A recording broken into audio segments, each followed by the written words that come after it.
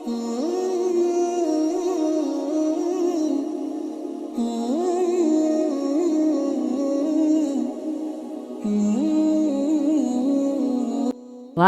এক সপ্তাহ হয়তো তোমার বাড়ি এসো নাগালি পাং না, আজকে পানু তা কন্ডে কন্ডে থাকেন। না ব্যস্ততা থাকুন আর বসে যাও যায়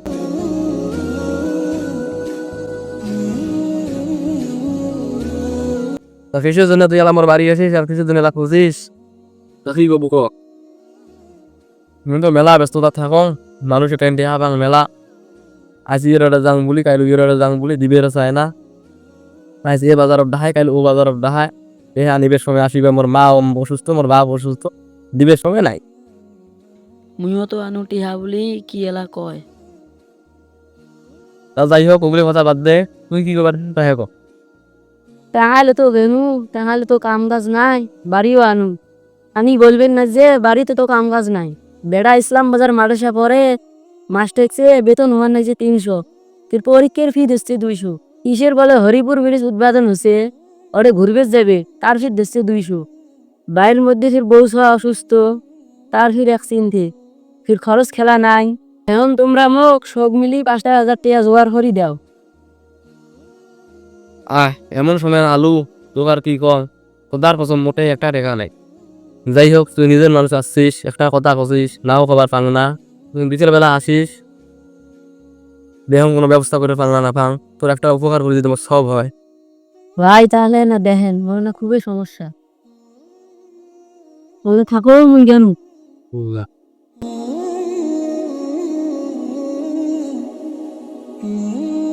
তাহলে এটা বসি কথা কই হ্যাঁ,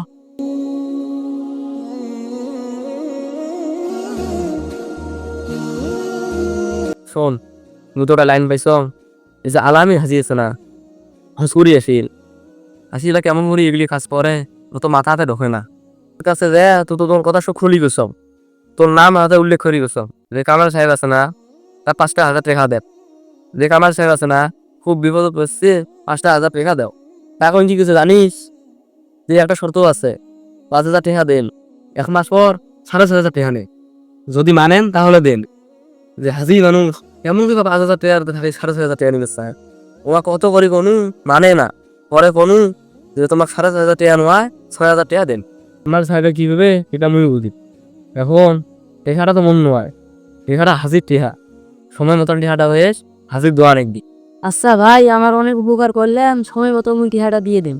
ঘুর পাগলা তুই আমার নিজের মানুষ তোর উপকার না করলে কার উপকার করে তোর উপকারটা করি জানিস মনে তো শান্তি পাবো আচ্ছা তাহলে ভাই ঠিক আছে, যাই। যাই হোক একজনের নাম করি 5,000 টাকা খাবাইলাম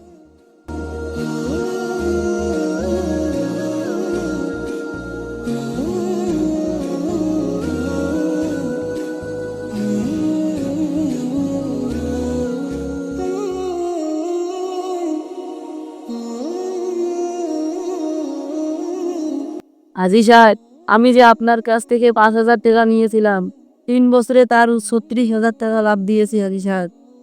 এখন আমি তো খুব অসুস্থ হাজি সাহেব, আরও তো 6 মাসের লাভ বাকি আছে। আসল 5,000, লাভ 6,000, মোট 11,000 টাকা হয়েছে। আপনি আমাকে মাফ করে দেন, আমি আপনাকে 11,000 নয়, 10,000 নয়, আসল 5,000 টাকা দেব। আরে ওঠেন ওঠেন, কি করতেছেন এসব? আমি আবার আপনাকে কখন 5,000 টাকা দিলাম? আমি হজ করে এসেছি, আল্লাহর ইবাদতটা ঠিকমতো করতে পারি না, কোনো মতন 5 ওয়াক্ত নামাজটা ধরে রেখেছি। এমনিতেই আল্লাহর ইবাদত ঠিকমতো করতে পারি না, আবার আপনাকে সুদের টাকা দেব? সি আপনাকে কে বলেছে আমি আপনাকে সুদের টাকা দিয়েছি? আমাকে তো রাহিত সাহেব বলেছে।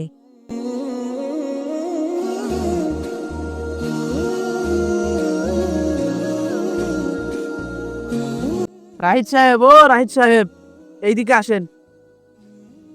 না ব্যস্ত আছি ফোনে কথা হবে আরে আসেন তো আসেন, একটু জরুরি কথা আছে। কামাল সাহেব আপনি ওখানে থাকেন আর হাসি সাহেব আপনি এদিকে আসেন আপনার সাথে আমার পাঁচশোর কথা আছে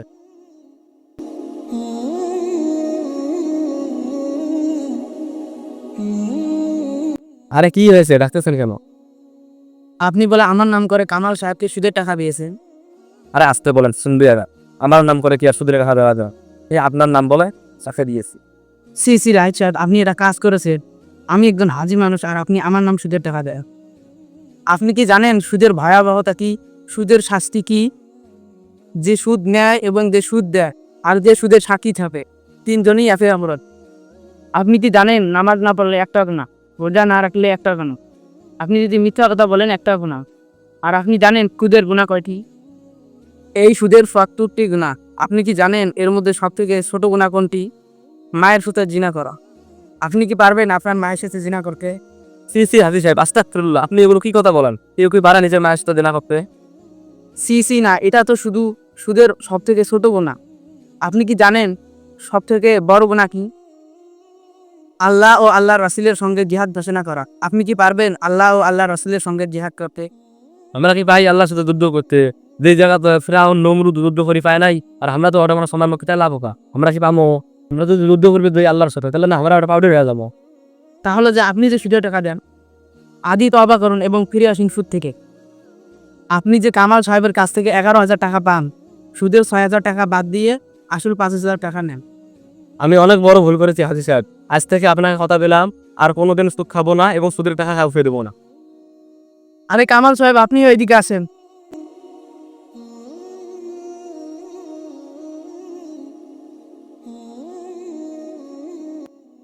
জি হাজি সাহেব, আমাকে ডাকলেন? আপনি কি জানেন না ইসলাম বাজার মসজিদে করজে হাসানা দেওয়া হয়? আপনি যদি সেখান থেকে 5,000 টাকা ঋণ নিতেন, তাহলে প্রতি মাসে 1,000 করে দিলে 5 মাসে আপনার টাকা শোধ হয়ে যেত। আপনাকে অতিরিক্ত 1 টাকাও লাভ দিতে হতো না।